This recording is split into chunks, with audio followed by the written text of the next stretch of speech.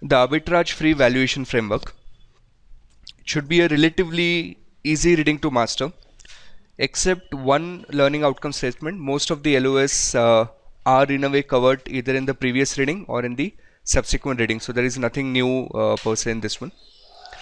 Let's first understand a basic concept, which is the spot rates and YTM and forward rates. We know that all these three values are in a way linked to each other, isn't it?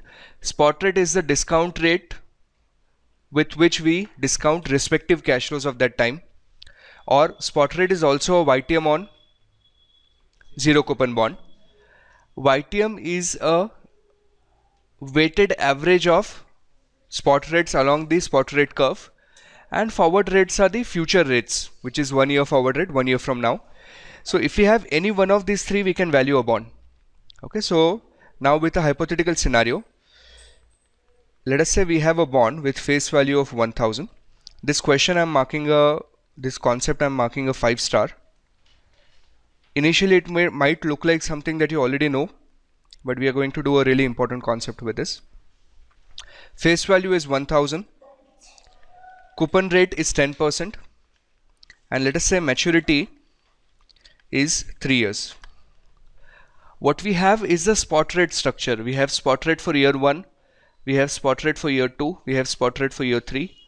Let us say year 1 is 10%, year 2 is 20%. I'm just keeping the distance intentionally very large. Hypothetical scenario, year 3 is 30%. My first question is find out value of this particular bond and find out a YTM of that bond. Can we do that? So respective cash flows has to be discounted with the respective spot rate. Cash flows are 100, 100 and 1100. First cash flow we will discount with the first spot rate, so 1 plus 10% raised to 1. Second one with second spot rate, and third one with third spot rate.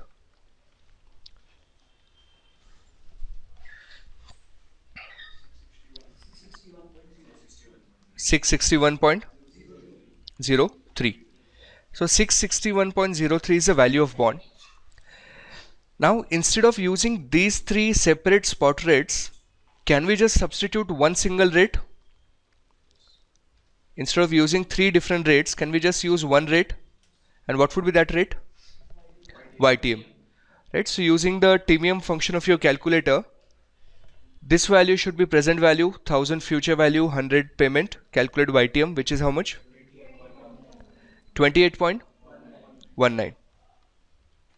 Okay, so this is something that we have already learned. It's a straightforward concept. Now I'm making a comment, listen to me carefully. Are you done writing this? If I have to value a 3-year bond, either I use a series of spot rates by discounting first year cash flow with first spot rate, second with second, so on, or I can simply value that 3-year zero coupon bond using YTM of 28.19, because 28.19 is in a way an average of those spot rates. Do you agree? Yes? No? No. No. Listen to me carefully. Now I give you a new 3-year coupon bond. Not this one, some other bond. We want to find out value of that bond. Since we already have an average of the spot rates, which is 28.19%, we can simply use this YTM to find out the value of that bond.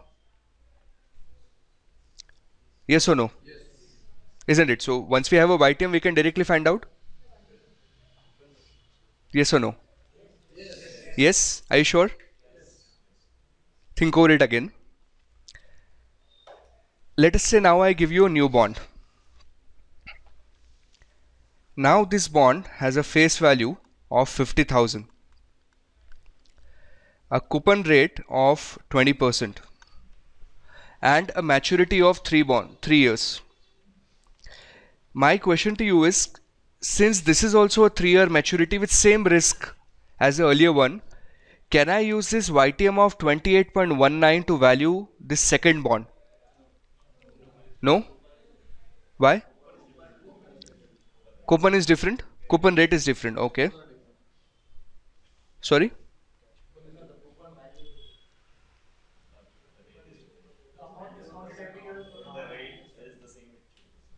If the coupon rate is same, it would be same.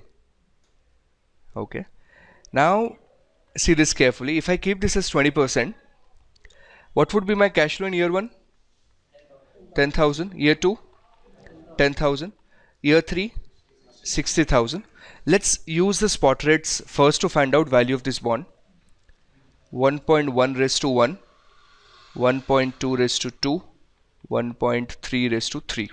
Tell me how much is the value of this bond.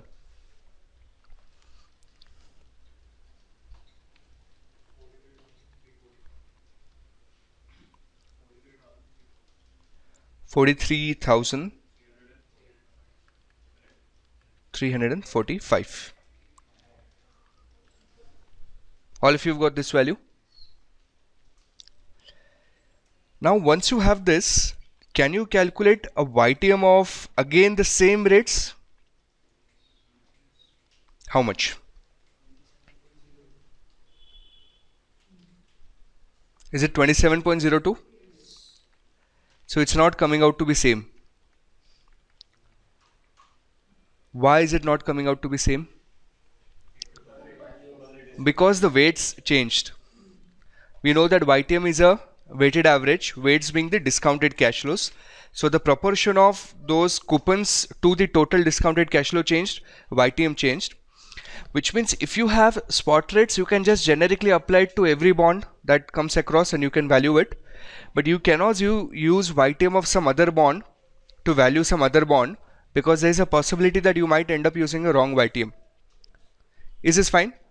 Now, if the second bond was valued using a YTM of 28.19% by mistake, then the value that bond will give you would be an incorrect value, and that would provide opportunity for arbitrage in the market. Is this concept clear?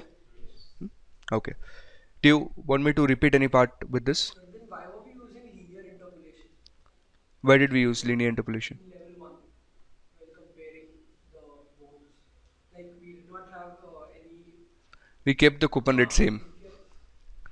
Yes, he's saying the matrix approach, where we interpolated. Examples with different. Yes, because if you would see, the distance isn't very large, and that linear interpolation matrix approach was used for those bonds which were not listed. Yeah, right. Which means we aren't providing arbitrage opportunities for them to reprice at their justified value.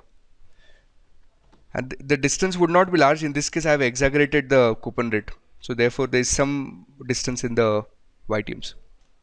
Should we go ahead now? If the coupon is 10%, the proportion will remain same.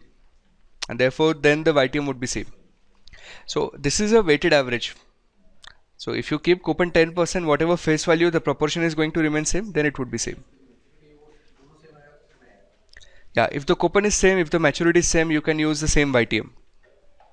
And also the risk is same. Alright, so first 2 points of discussion. Arbitrage free valuation of fixed income instrument and calculation of arbitrage free value of a option free fixed rate coupon bond. So we'll run through some theory first. A fundamental principle of valuation is that value of any financial asset is equal to present value of future cash flows. This we've seen multiple times at level 1. This is an important point, and maybe it will help if you write it down. A fixed income security is a portfolio of zero coupon bonds. A fixed income security is a portfolio of zero coupon bonds. Do you agree with this? Yes, no? Have we learned the process of stripping at level 1? We have. So we know that we can take a coupon bond and convert that into coupon strips, and we can convert that into principal strips, a bundle of zero coupon portfolio. So now you can start looking at every coupon bond as a portfolio of zero coupon bond. That will help you build better intuition on this trading. Each zero coupon bond has its own discount rate, and that in a way is the spot rate. If it's a treasury bond, that is nothing but the spot rate. That depends on shape of the yield curve and when the cash flow is delivered in time. Should we go ahead now? This is easier theory. In a well-functioning market, prices adjust until there are no opportunities for arbitrage. The law of one price states that two goods that are perfect substitutes must sell for the same current price in the absence of transaction cost. Agree? An arbitrage is a transaction that involves no cash outlay yet results in a riskless profit. Should we go ahead? Yeah, this is the same thing, so I'm skipping it. For bonds that are option free and arbitrage free, value is simply the present value of expected future values using the benchmark spot rates. Let's do a few questions now.